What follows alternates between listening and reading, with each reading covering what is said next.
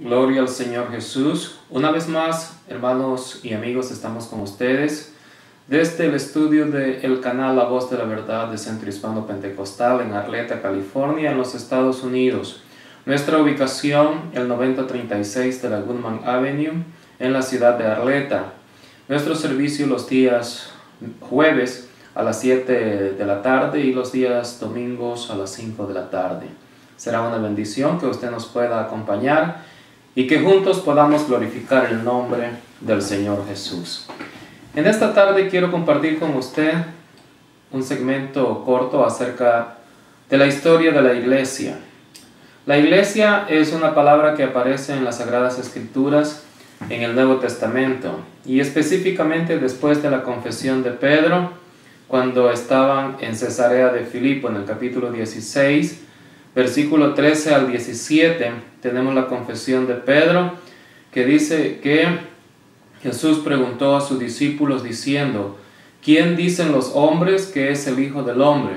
Unos dijeron Elías, otros Jeremías, otros Juan el Bautista o alguno de los profetas. Entonces dice que el Señor dijo: ¿y vosotros quién decís que soy yo?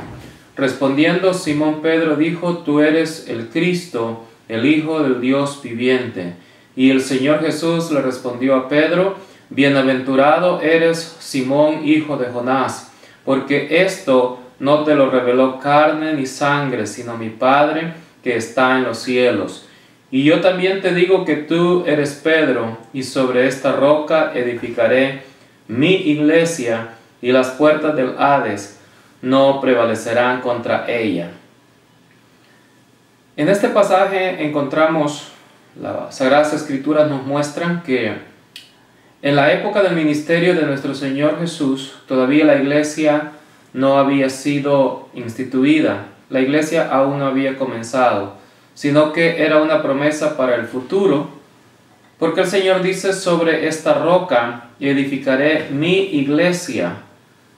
Y esa palabra edificaré significa de que no estaba edificada, que iba a ser para el futuro. Y a Pedro le dice: a ti te daré las llaves del reino de los cielos, y todo lo que atares en la tierra será atado en los cielos. Eso significa que Pedro recibió la autoridad de nuestro Señor Jesús para comenzar la iglesia una vez nuestro Señor Jesús hubiera terminado su ministerio terrenal, que implicó 3 años y medio, tras su entrega por Judas, su arresto y ser juzgado, ser llevado a la cruz, y murió en la cruz, fue sepultado y resucitó al tercer día, y le apareció a sus discípulos y a 500 personas más en un espacio de 40 días. Pero la Biblia dice que cuando llegó el día de Pentecostés, eso significa cuando 50 días se cumplieron después de la Pascua. Estamos en el capítulo 2, el versículo 1 del libro de los Hechos. Dice que cuando llegó el día de Pentecostés estaban todos unánimes juntos, y de repente vino del cielo un estruendo recio como de un viento que soplaba, el cual se asentó sobre cada uno de ellos, y fueron todos llenos con el don del Espíritu Santo. A partir de ese día, la predicación de los apóstoles comenzó en Jerusalén, y a partir de ese día comienza lo que es el establecimiento de la iglesia. Históricamente la iglesia fue fundada en el año 33 después de Cristo con la predicación de los apóstoles. ¿Quién predicó el primer mensaje en el día de Pentecostés?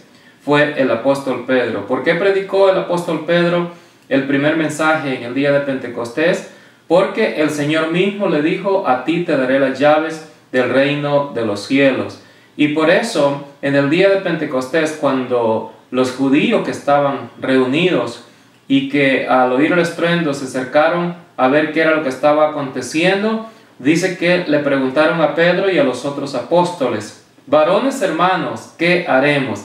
Eso está en Hechos capítulo 2, el versículo 37. El verso 38 dice que Pedro les dijo: arrepentíos y bautícese cada uno de vosotros en el nombre de Jesucristo para el perdón de los pecados, y recibiréis el don del Espíritu Santo. Una nota muy importante, hermano y amigo, La iglesia nació en el día de Pentecostés. La iglesia nació en el año 33 después de Cristo. Y la iglesia nació bautizando en el nombre del Señor Jesús. Ahora mi pregunta es, ¿ya usted está bautizado en el nombre del Señor Jesús?